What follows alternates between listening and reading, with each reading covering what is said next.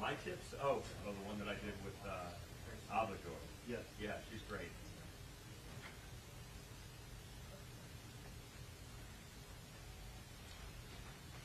When does the conference end? Sunday morning. Got it.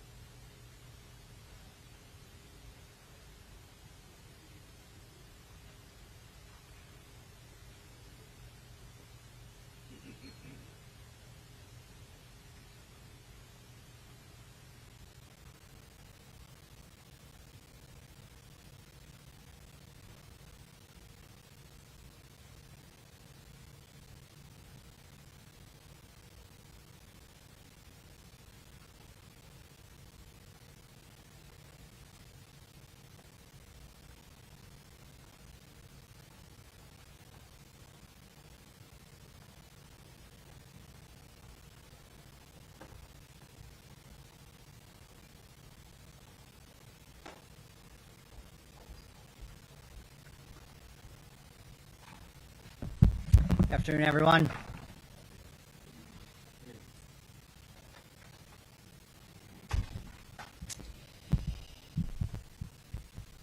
The assassination attempt of former President Donald Trump was a dark day for our country.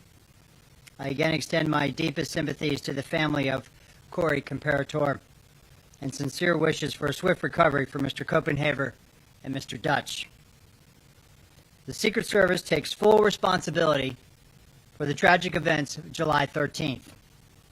This was a mission failure. The sole responsibility of our agency is to make sure our protectees are never put in danger.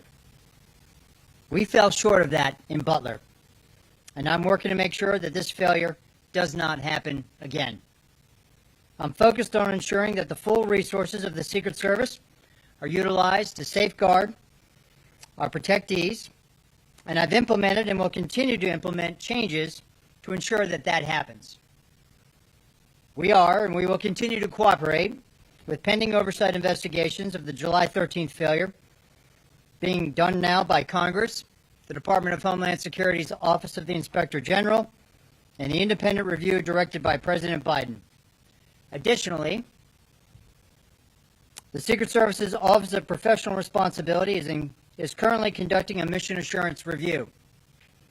As I stated, I am not waiting for the completion of those reports, and I've directed the Secret Service to take immediate steps to ensure our protectees are indeed safe. And I will summarize those steps in a moment. I am committed to pursuing accountability for the Secret Service's failure in Butler, Pennsylvania. But let me be clear. If policy violations by Secret Service personnel are identified by the agency's mission assurance review, those individuals will be held accountable. And they will be held accountable to our fair and thorough disciplinary process. The first part of that process is an investigation to identify whether policy violations occurred. Potential policy violations are referred to our Office of Integrity, and appropriate discipline is administered under our table of penalties. The facts will drive the outcomes of those investigations, and I promise accountability. And I will not rush to judgment nor ignore due process. Every single person within the Secret Service feels the weight of what happened. We are in an unprecedented threat environment and a high operational tempo during this presidential campaign. The men and women of the Secret Service are working incredibly hard and doing their jobs under difficult circumstances.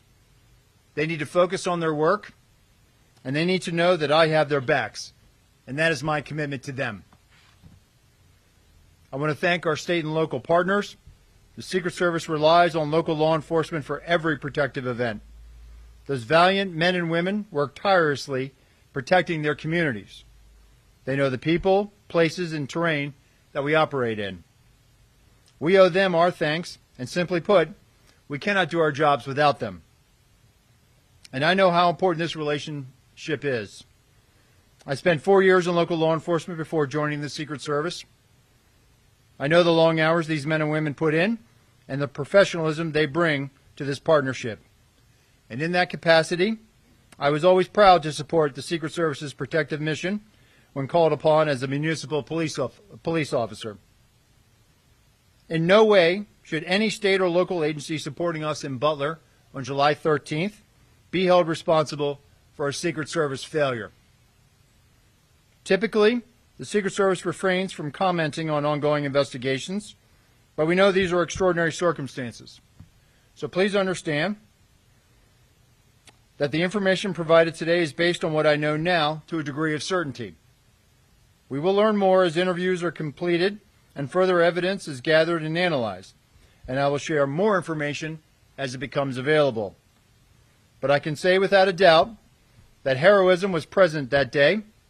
Secret Service agents rushed to the stage to shield the former president with their bodies within 3 seconds of bullets ringing out in an unflinching act of bravery. The Secret Service counter-sniper who neutralized the threat with a single shot undoubtedly saved countless lives. We're in a high operational tempo, and I need and I want our Secret Service workforce, the dedicated men and women of the Secret Service, I want to know and I want to make sure that they are uplifted so they can focus on carrying out the mission. They are worthy of trust and confidence, and they deserve your support. And let me take a moment to speak to the American people that are counting on us to do our job, to protect their ability to cast a vote for the candidate of their choice. The Secret Service's successes are largely unknown. You will only know of our failures, and those have been documented, and all of them are undeniably dark days in our nation's history. But let me tell you about the dedicated patriots of the Secret Service. These public servants are the quiet professionals working in the background, day in and day out. They are standing the watch, providing a blanket of protection to the people that work in the White House, to the thousands of people who attend political rallies and nominating conventions, to the thousands of American citizens who line Pennsylvania Avenue every 4 years on Inauguration Day to see the new president and the new vice president. And they are out there right now doing this mission. They are focused, and they live their professional lives committed to the values of this agency: justice, duty, loyalty, courage, and honesty. This is who we are, and this is what we do, and we will earn back your trust. I'll now provide a timeline of the visit to Butler, Pennsylvania. On July 8th, personnel assigned to the agency's Pittsburgh field office conducted planning meetings and a site walkthrough with law enforcement partners and campaign staff. On July 10th, Secret Service counter-sniper and technical security personnel arrived in Pittsburgh and began advanced planning for their teams. July 12th, the build-out of the campaign rally site began and continued through the early morning hours of July 13th. In the morning of July 13th, a site briefing was conducted with Secret Service personnel and law enforcement partners supporting the event. Secret Service personnel took their posts, and a technical security sweep of the protective site commenced prior to the site's opening to event staff, vendors, and to the public. At 12:30 p.m., the Secret Service opened the protective site to event staff and vendors, and then at 1 o'clock, magnetometer screening of the estimated 15,000 people attending the campaign rally event, staff, and vendors began. At 5:30 p.m., former President Trump arrived at the campaign rally via Secret Service motorcade, and at that time he met with supporters in a secure backstage area within the protective site. At 5:45 p.m., a local Butler County Emergency Services Unit counter-sniper team member texted the Secret Service counter-sniper team leader about a suspicious person and sent 2 photos of the individual, later identified as the assailant. At 5:53 p.m., the Secret Service counter-sniper team leader texted the Secret Service counter-sniper teams that local law enforcement was looking for a suspicious individual outside of the perimeter lurking around the AGR building. At this time, Secret Service personnel were operating with the knowledge that local law enforcement was working on an issue of a suspicious individual. The concept of local law enforcement working on such issues is common at sites. And on July 13th, there were over 100 calls for support. At 6 p.m., former President Trump took the stage to begin remarks. And based on what I know right now, neither the Secret Service counter-sniper teams nor members of the former president's security detail had any knowledge that there was a man on the roof of the AGR building with a firearm. It is my understanding that personnel were not aware the assailant had a firearm until they heard gunshots. At 6:11 p.m., a member of the former President Trump's protective detail contacted their Pittsburgh field office counterpart to inquire about the radio update that there was an issue local law enforcement was looking into near the perimeter. At 6:11 p.m., the assailant's first volley of 3 shots was fired, and within 3 seconds, the former president's detail rushed the stage and covered former President Trump, shielding him with their own bodies. The 4 through 8 shots took place over the next several seconds. 15 and a half seconds after the assailant's first shot, a Secret Service counter-sniper fired a single round that neutralized the assailant. That concludes a quick, brief summary of the timeline. And with that, I'll turn it over to our staff here to begin any questions. Director, we're going to start with Fox News. David Spons with your question. Hi, sir. Thank you for doing this. You said earlier this week to Congress that you start again. You said earlier this week to Congress that you don't want to tip anything on the scale as far as disciplinary action is concerned. I need to ask you, since you testified, has anyone been suspended with or without pay? Has anyone been fired? And will you tell us as people are disciplined along the way, or is this something we're going to need to just constantly be asking? Or will you update and tell us 5 people have been fired, 6 people, 7 people? What can you tell us? Sure. Thank you for that question, David. So, as I said in my opening statement, there are going to be, there's the mission assurance review. If that mission assurance review is looking into if there were policy violations. At that point now, if in fact there were policy violations, at that point now it'll go into a parallel path of a disciplinary type of investigation. Those are internal investigations that deal with employee matters, so we're not going to be able to provide real-time updates or continuously to provide you updates on that. But what I will tell you is that these are very thorough investigations, and if in fact there were policy violations and they are substantiated, those employees will be held accountable. I think if I just may, sir, people want accountability. You may not be able to tell us names or positions or something, but will you be able to say that people have been disciplined? People want to hear that there's some accountability here. I will be able to, at least at a high level, begin provide at least some type of statement that people are being accountable, being held accountable. If I may, and I appreciate this, Fox Digital obtained some new video of somebody on the roof, which we believe is the assailant that was running back and forth while President Trump was speaking. What do you make when you see of that? How does that go with this timeline here? Yeah, so it affirms to me, and again, and you heard this from the FBI, and they're still conducting interviews and looking at this. It even just affirms to me that this was a failure. We should have had better protection for the protectee. We should have had better coverage on that roof line. We should have had at least some other set of eyes from the Secret Service point of view covering that. That building was very close to that outer perimeter, and we should have had more of a presence. And so as far as the timeline of him running back and forth, I know the FBI has provided a bit of a chronology as well, and so I'd have to go back and look at that. But the bottom line is this, David. This was a Secret Service failure. That roof line should have been covered. We should have had better eyes on that. Thanks, Director. We're going to go to the Washington Post. Harry Stein, next question. Yeah, thank you so much for doing this. I have just a quick follow-up. Can you describe, you said there were 100 calls for support, who those calls came from and what those looked like? And also, moving forward, do you anticipate, and if so, what any different changes in protocol between how Secret Service communicates or works with local law enforcement specifically as they work to secure events or other things? Yeah, thank you for that question. So with regards to calls for support, it was a very hot day that day. There was a lot of not only EMS type of calls to address people, but there were people that needed some other type of law enforcement assistance. This happens a lot at outdoor rallies, where especially on hot days. So there was a lot of traffic, radio traffic on the local net about, hey, I need EMT here.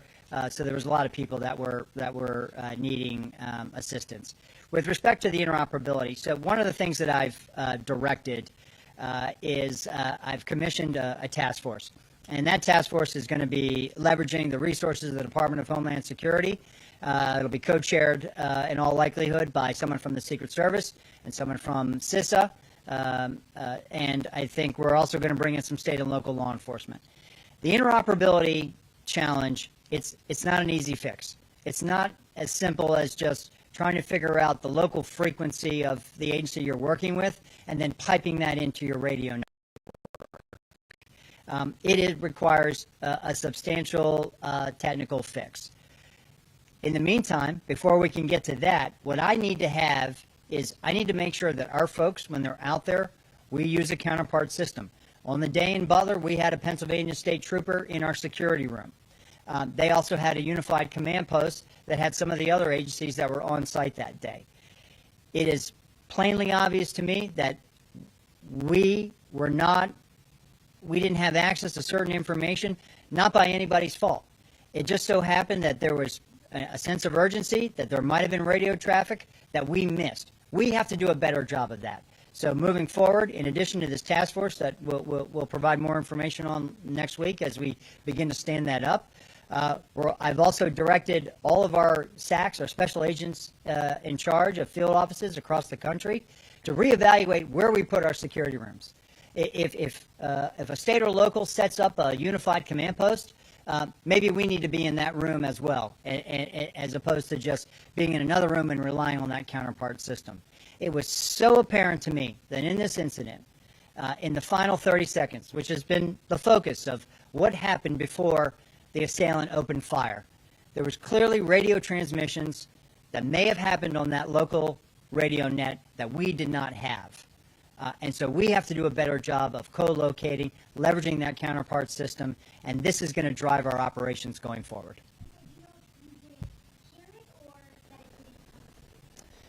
We did not, it did not make it over to us. So whether we did not hear it, it just did not make it over to us. It did not make it to us. And I go back to my opening statement where the members of the detail, they did not, all they knew that the issue, that the locals were working an issue at the president's 3 o'clock, which would have been off to his right, which is where the shot came from. We're going to go to Rebecca Santana with the Associated Press. Just to follow quickly on that question of the 100, to clarify on the 100 calls that you got roughly that day, I understand a lot of them were heat related. How many specifically were suspicious people? Was this the only call, the eventual shooter, that was a suspicious character? And then also can you clarify, did you guys have a drone on site? Did you try to use it? And if not, why did you not use the locals' offer of a drone? Sure. So as I understand it now, based on the information I have, there were other calls of suspicious individuals. And your other question was about drones? About the drone. Drones. You Yeah. had a drone on site that was a Secret Service drone, and what was the reason you Sure. couldn't use it? And then also, there was this offer from the locals of somebody had a drone. Right. Why was that? So we did not have a drone on site. We did not put a drone up. Based on the information I have right now, I am aware that there was a request from a local agency to offer to fly a drone on that day. And that is also part of the mission assurance review that I've asked to get some better insight in. One of the other changes that I implemented when I became the acting director is we are now going to leverage the use of unmanned aerial systems at sites now.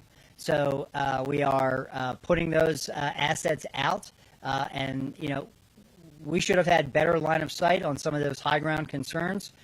We thought we might have had it covered with the human eye. But clearly, we are going to change our approach now, and we are going to leverage technology and put those unmanned aerial systems up. We're going to go to Nicole Skanda with CBS News. Thank you so much for doing this. You mentioned that there were text messages from Butler ESU to U.S. Secret Service counter snipers. I'm curious if that is routine. There were 2 communication channels at the Butler rally, and you referenced earlier this week it appears that information was stuck or siloed at the state and local channel.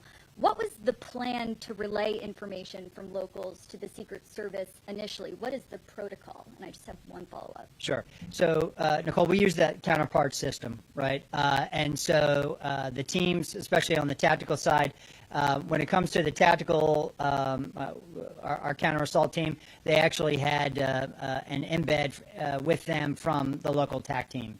And they had that radio net as well with Pennsylvania State Police. With respect to the counter snipers, they were using cellular or telephone text communications. At this point, moving forward, what I have directed now is that everybody should be using the radio net.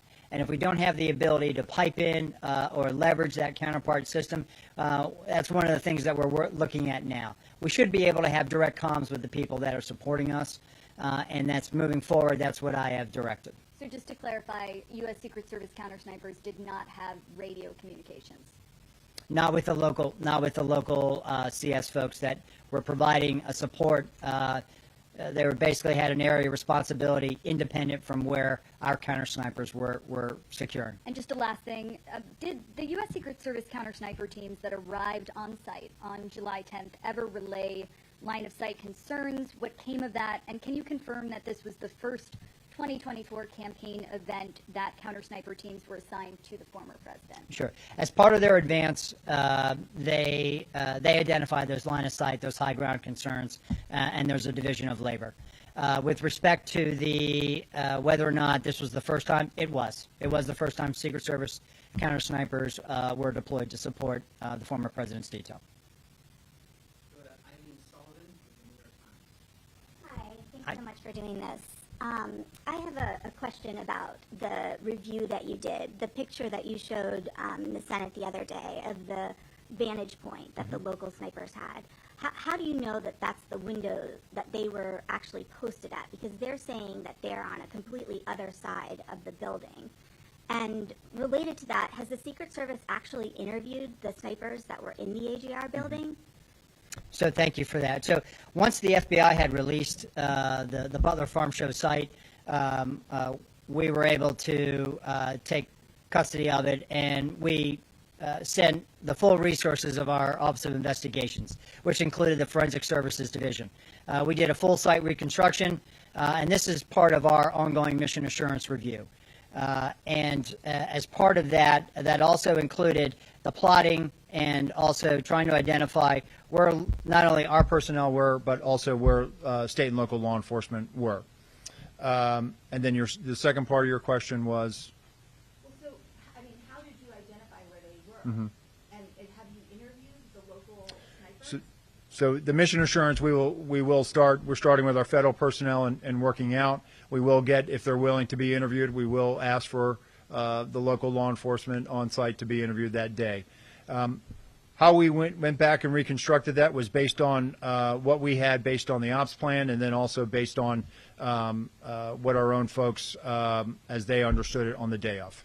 Well, but I mean, you talked a lot about how you may not have been as specific as you need to be. So how do you know that they were in that window, that if they looked left, they could have seen something?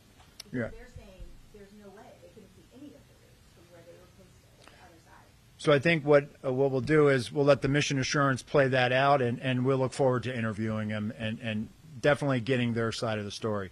But what I also want to reiterate is this was a Secret Service failure, and so they should not be blamed.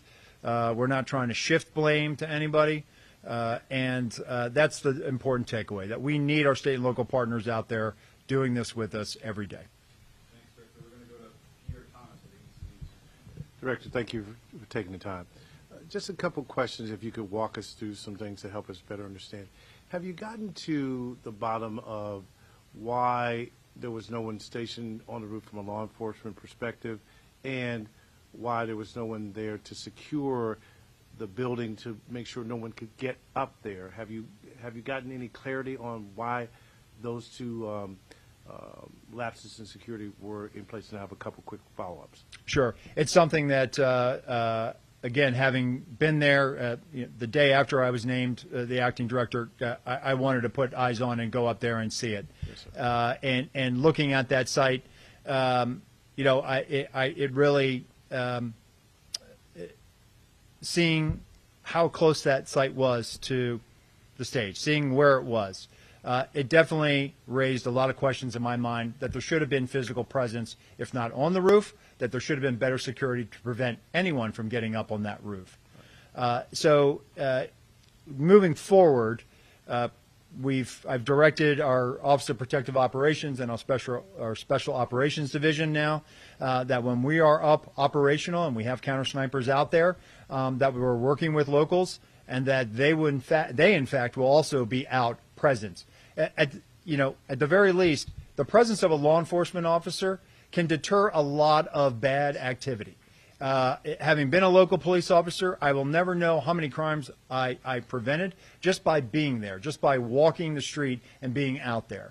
And so moving forward, one of the things that we want to do is we want to deter people from even thinking about trying to do something like this again. And the only way we can do that is leveraging not only the resources that we have, but the resources of our state and locals and putting them out there in an overt presence. Two very quick follow-ups. You talked at length at the hearing the other day about the system that did not operate that could detect drones. Can you describe a little bit of how that works? Does that go in the sky itself to detect the drones? And then finally, the interoperability issue. I'm clear in terms of that Secret Service radios were not communicating with the locals. But you had people in the command post, right, who in theory could hear and know some basics of what was going on. Is that am I understanding that correctly? So with respect to the counter UAS, Pierre, I don't want to get into too much sensitive information, but what I can tell you is it allows that asset allows the geolocation to be able to plot where a drone is within a certain distance of how we set up. So think of it as like geofencing, and then being able to pinpoint and detect where that is. And with respect to the agency that was, we had Pennsylvania State Police, but it appears that there was really a big sense of urgency going on, and the state and locals were doing everything they possibly could to try to find the assailant. He had already come to their attention. They were actively trying to find him, and I believe everyone was doing their level best to try to locate him. But there could have been other agencies that were putting out radio transmissions, and this is something that we'll work with the FBI to get further on. But those radio transmissions might have just been back to the unified command post and maybe not have made it over the Pennsylvania State Police here. But that's something that we're going to look into, and definitely something that we are moving forward. We definitely want to remedy this going forward. But your Secret Service personnel in the command post had some sense that something was going on based on what they were being told about the radio test. Yes, that they were working an issue at the 3 o'clock of the stage. We'll go to Andrew Goodsworth with Group Waiters. Thanks for doing this. I wanted to ask you about changes moving forward. Former President Trump has said he wants to continue having outdoor rallies. What specifically will be different at the next rally that wasn't the case in Butler? And if I could ask a follow-up to, do you have information in the 30 seconds after the gunman was confronted on the roof by a local law enforcement officer that there were local law enforcement trying to communicate with the Secret Service that there was someone on the roof with a gun and that transmission was the one that was missed? Okay. So with respect to the former president wanting to get back out there, listen, it's a campaign season, right? Candidates want to be out there. They want to be, whether it's an indoor site or an outdoor site, it's on the Secret Service to make sure that we create a secure environment. Listen, we identify challenges, we identify concerns, and then it's on us to figure out what we need to do to mitigate that. So if there are going to be future campaign rallies outside, it's going to be on us to make sure that we are providing all the assets and resources to make sure that those sites are indeed secure. With respect to the radio transmissions, based on what the FBI, my colleague from the FBI testified the other day, and they are working on isolating some of those radio frequencies from the state and locals, that there was somebody who did in fact radio out that they had seen the individual with a weapon. What I can tell you is that piece of information, that vital piece of information, and by no fault of anyone, it was a very stressful situation. It did not make it over. Our detail, our counter snipers, everyone that was there that day, were operating under the assumption and under the last bit of information they had received that there was an issue that the locals were working at the 3 o'clock. That's the bit of information that we had, not anything about a weapon. We'll go to Holmes Library with CNN. I wanted you to address, or if you can, describe the Pittsburgh field office and their level of experience, especially in preparing for events like this, and also have they explained their thinking and how they defined the perimeter that day? Sure. Thanks, Holmes. Our Pittsburgh field office, I don't think there's anybody in the Secret Service who is feeling this more than the men and women of our Pittsburgh field office. And I've met with them. and they are down right now. And so when I've met with them the other day, it was very difficult. It's difficult for them. They feel like they let their colleagues down. They feel like they let the country down. And they are wearing this, and it's open. You can see it. It's an open wound that they are carrying. They are a very experienced office. And what I will say is they are cooperating with the mission assurance. They understand the gravity of this situation. And they are definitely down right now. Now, if I can, one follow-up. You testified about one of the Secret Service failures was an assumption that day. I'm curious how the Secret Service can even make assumptions regarding protection, because it seems antithetical to the entire protection mission. Yeah. So when I said it's a failure to challenge our assumptions, meaning the assumption that, hey, that's going to be addressed or that's going to be covered by state and local. So earlier this week, I convened a call with all of our special agents in charge of all of our field offices, and I expressed to them, listen, we need our state and local counterparts, but we also have to be very direct, very clear about what our expectations are about what we need from them, whether it's a particular asset, whether it's particular numbers of personnel. We need to be very clear so that they have an understanding of exactly what we need from them. That's on us. We need to be better communicators and articulate exactly what we need to mitigate any challenges, concerns, or anything that we identify during that advanced process. And so I have full confidence in our SACs in the field. I have full confidence in our state and local counterparts that moving forward now, we're not going to have this assumption that, oh, we think that they have it.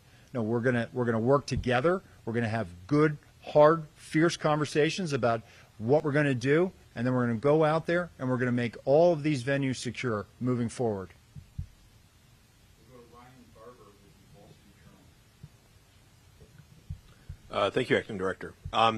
One thing, for starters, I was hoping you could elaborate a little bit on a portion of the timeline in which you address a communication between the Secret Service detail and personnel at the Pittsburgh field office. It just struck me as a little vague, and I was curious if you could elaborate on what that communication was. So the former president's details, they had an advanced person on the ground who was responsible for the site. The radio transmission goes out about locals working an issue at the 3 o'clock. The member of that detail called their Pittsburgh field office counterpart. Hey, what do you know about this? In the middle of that phone conversation, the shots begin firing. So that's the context of it. And sorry if I missed. Could you say how they became aware of the locals working an issue in the first place to even have that conversation with them? That was the radio transmission that was put out by our security room. I got it. Okay. Just to follow up, I'm curious about you mentioned that this was the first event where Secret Service counter snipers had been assigned as part of the security for former President Trump. To what extent do you think that factored into what were ultimately shown to be the failures? Just that this was a first time, at least in a while, in his capacity as a former president, that they were there on the site. So the novelty of it. Sorry. Sure.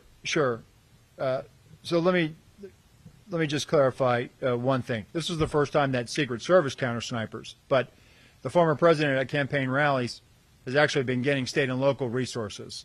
So tactical assets, counter snipers from state and locals. So with respect to why they were there in Butler, listen, we evaluate our threat landscape every day.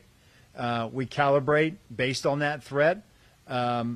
We evaluated a threat stream that we have, and we put our Secret Service counter sniper personnel out there. And looking back, it was very fortunate that we did. But the former president will have counter sniper coverage moving forward, as will the president, the vice president, Senator Vance, and then we'll await the eventual Democratic vice presidential nominee. We are going to put full resources out there to make sure that our campaign cadence now is obviously picked up, and we're going to make sure that we have all the resources out there to address any challenges that we have. We'll go in the front, Julia Ainsley with NBC News. Thank you. As you're doing this review, are you looking at the days leading up to this event and the instructions that you gave to state and local and federal partners?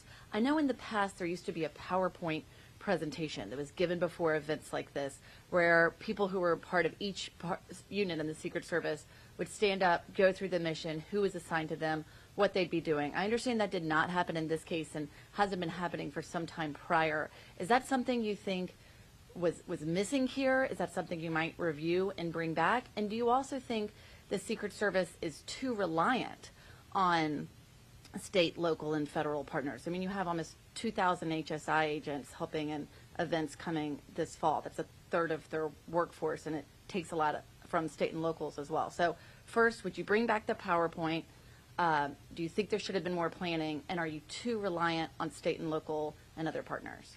Thanks, Julia. So that will be part of the mission assurance, the communications and what was communicated leading up to it. What I can tell you now, based on information I have, is there was, and what you're referring to is what we call a police meeting, where we bring all the agencies together that will be directly supporting a particular visit. We know that there was a police meeting. We know that there were agencies from the various jurisdictions were present. The ones, and when I say that, the ones that were the primary ones identified with providing support and were going to be involved in the advanced planning process, meaning they were going to provide a counterpart, kind of like what you said, the PowerPoint. If you're going to be conducting the site, this is Special Agent so-and-so, and here's their contact info. And then usually at the end of that meeting, everyone kind of goes off and they form up and they go over, how they're going to go out and do the walkthroughs and identify some of the things. Based on the information, I don't know about the PowerPoint. I can tell you that there was a police meeting. With respect to the PowerPoint, I certainly think that visuals are always good. I think that if we're not using it, we certainly will. But that goes back to my direction that we have to be very specific about what we're communicating and what our expectations are moving forward.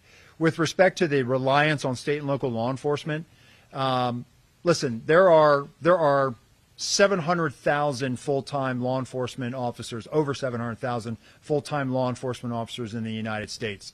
The majority of prosecutions in the criminal justice system in the United States are done by state and locals. That's a result of criminal investigations that they do every day in their communities to keep them safe.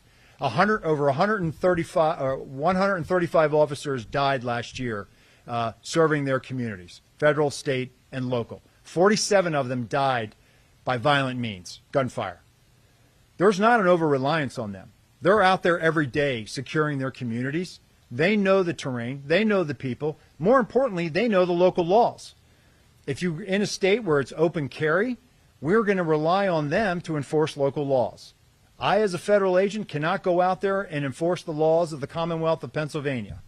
I need those state and local law enforcement officers. So I would push back on that. With respect to leveraging other federal partners, when we were in the Department of Treasury and I was a brand new agent, I would stand post during a campaign year with agents from ATF, IRS Criminal Investigations.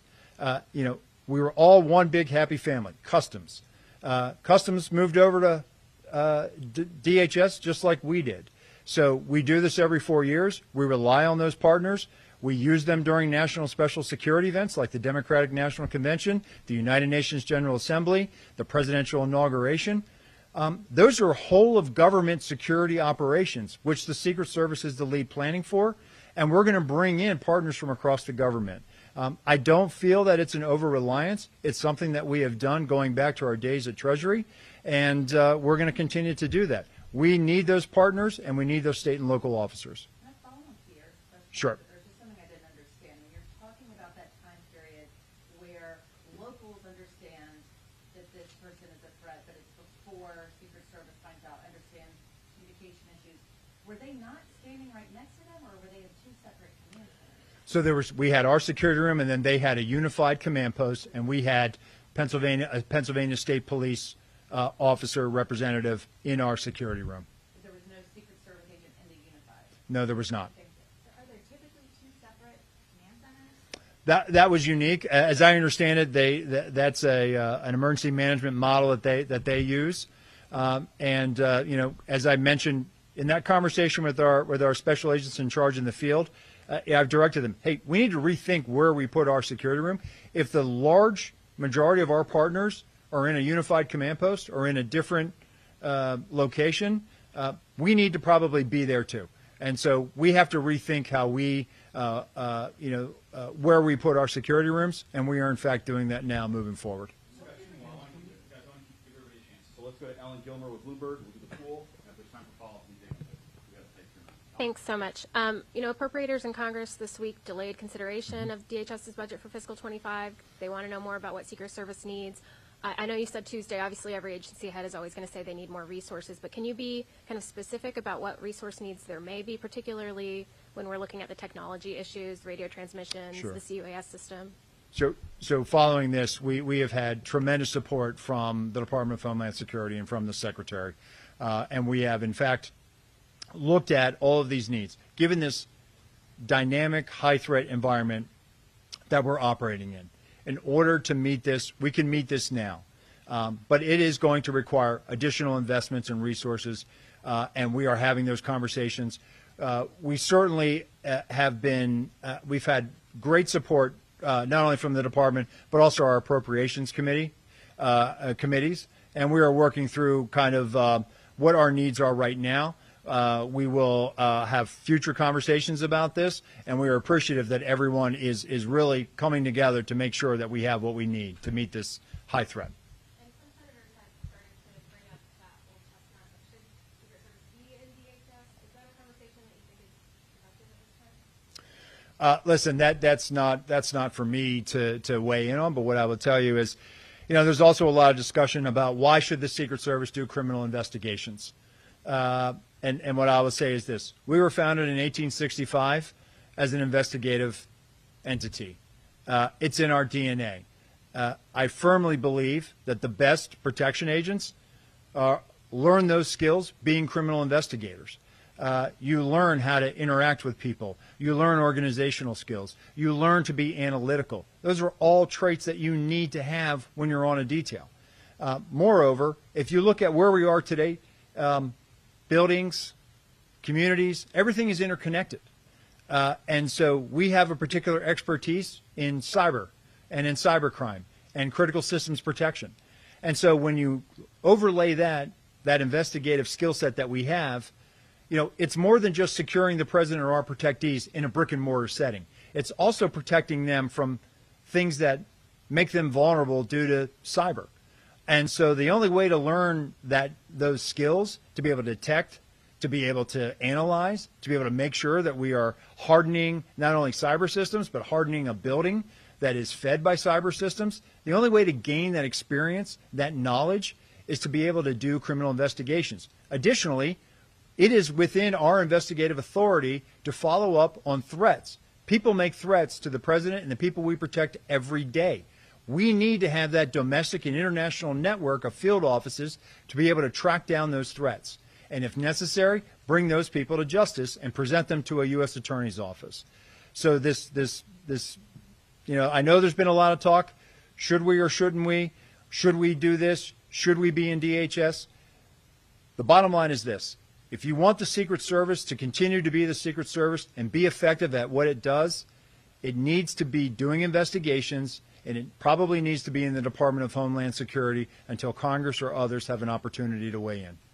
Doctor, for the last questions, we're going to go to the pool for those that couldn't be here today. Jake, please. Just a quick question. There's a report that a whistleblower has alleged that you personally directed cuts to the counter-surveillance division, which led to the threat assessments team failing to perform its duties that it typically would before the Butler rally. Is that accurate? Is that allegation accurate? So I've become aware of this. We got a congressional letter on it. What I can tell you is that the counter-surveillance division, they do a fantastic job. They have a very specific mission set. A lot of that mission set is here in the National Capital Region, focused on permanent protective sites. But they do go out and they support when requested, they go out and support former details.